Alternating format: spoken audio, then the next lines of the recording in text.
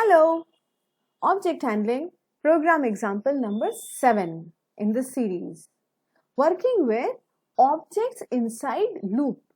Now, object is made up of multiple elements inside it. So, an object encloses elements inside it. So, here what is being done is we have taken the example of CL times and multiple elements are added, more than two elements are added with the help of the method of sum time. So those people who had done the program of series very carefully, addition of series, there this kind of skill was used where the element was input or assigned inside the loop and then it was added. Adding marks of 10 students, adding weight of 20 people, that kind of. So it can be done with one element again and again and taken input inside the loop, right? And in this, if you can see what are the member data and member method, you will see one new method introduced here whose task is to validate the time by adjusting the hours and minutes accordingly. Otherwise, constructor input time and print time is nearly same as the previous example. And sometimes task is to add 2 times, and if you have to write the code for adding more than 2 time intervals, then how will you do it inside? By using the loop. Let us see it in the program. So here the main task is to input 5 set of CL times in a loop and add them and print the final result, right? We can take it as if you are going to amount of time you spend on traveling every day of the week from Monday to Friday, and then add the total time spent on the travel, right? So here is the program in front of you. Here you can see initial parts are similar. CL times is the name of the class, hours and minutes, member data, constructor, input, validate. Validate is working on the local, not local, it's called the member data. If minute is more than 60, then modify minute and modified hours. Print time is very simple method which is only printing the time interval. Now comes the first the different one. CL time, add time, sum time. Sum means adding them, addition of T1 plus T2.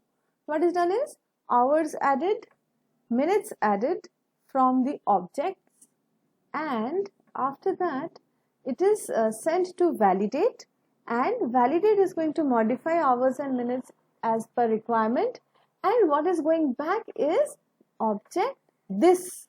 Object this is explained in the previous example where it shows that hours and minutes together is making one object.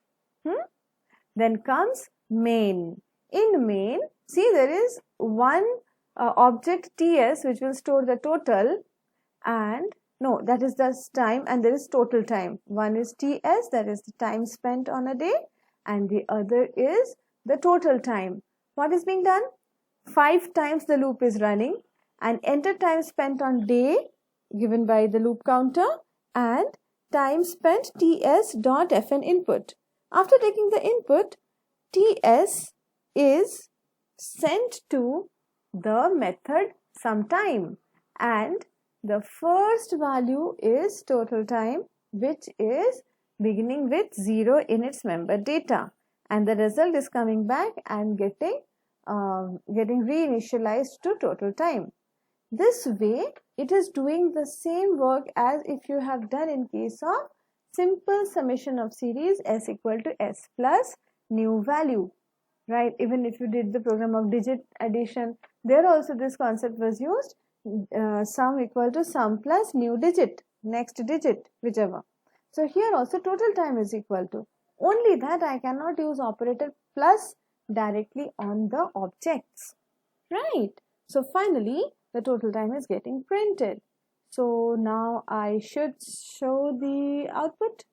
Creating object, this object's main will be executed. The main will take care of the rest of the control. So comes the output where you have to now supply. Enter time spent on day 1. So now see, enter time spent on day 1, 1 hour 30 minutes, day 2, 3 hour 20 minutes, day 3, 2 hour 15 minutes. And if you notice back in the program, this is the part which is doing the input, ts.fn input time.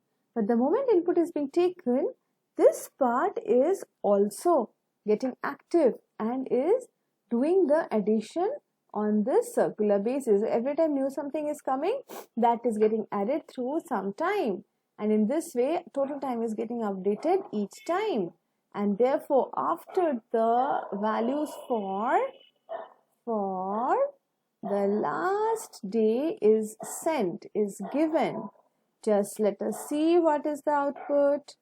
See now, for enter time spent on day number 5, it is 1 hour 10 minutes for the 5th day, and the total time spent is 12 hours and 55 minutes. The difference between this way of handling and the array way of handling is I do not have the backup all the data right now. TS is storing the data and one at a time. So I will not be able to print all the data in a block form after the entire input set is over. I can only print the total time calculated, the sum of the times calculated, that only is in my hand to print. Okay.